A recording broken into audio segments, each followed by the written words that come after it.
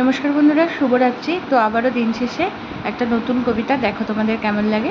মেয়েদের নিয়ে কবিতাটা, তো আশা করি মেয়েদের খুব ভালো লাগবে। হ্যাঁ বন্ধু, আজ তার দুটি মুখ। একটি মুখ যা সে পৃথিবীকে দেখায়, প্রিয়জন এবং সমাজ সমক্ষে প্রকাশ ঘটায়। হাসি মুখ, খুশি, বন্ধুত্বপূর্ণ এবং কথাবার্তা বলা মুখ। আত্মবিশ্বাসী মুখ যা হাসি এবং ইতিবাচকতায় ভরা। যে মুখটি দেখতেই পরিচিতরা অভ্যস্ত।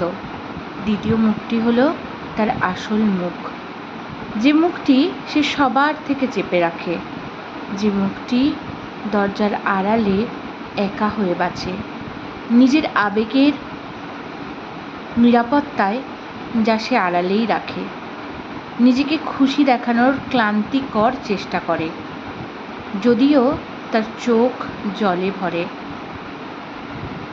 আজ কারোকে কোনোভাবে সে বিরক্ত করে না, আর কারো কাছে সে করে না কোনো রকম বায়না, আর কারো কাছেই সে সময় চায় না।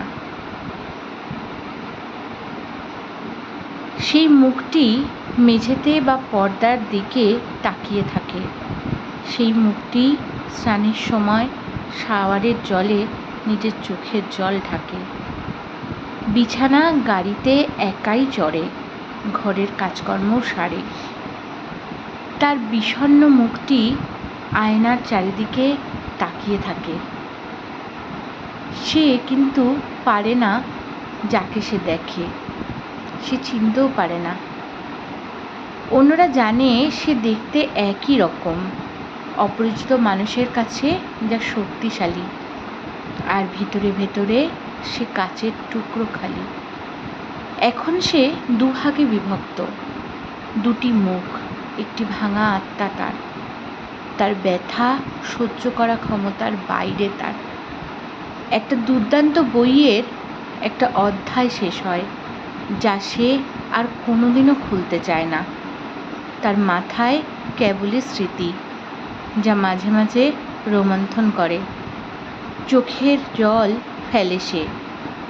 তার কাছে আর কিছুই একই রকম নেই। সে নিজের দৈনন্দিন জীবনকে মানিয়ে নেয়, নিজেকে সাহায্যার্থে মনের কথা লিখে যায়। যদিও এই দুটি মুখের আড়ালেই একটি মানুষ, যে আজ সমস্ত বাধাকে নস্যাৎ করে আত্মমর্যাদায় ভরপুর। তো নমস্কার বন্ধুরা, সবাইকে শুভরাত্রি। সবাই খুব ভালো থেকো, সুস্থ থেকো। যারা এখনও চ্যানেলটাকে সাবস্ক্রাইব করোনি, একটু সাবস্ক্রাইব করে দিও।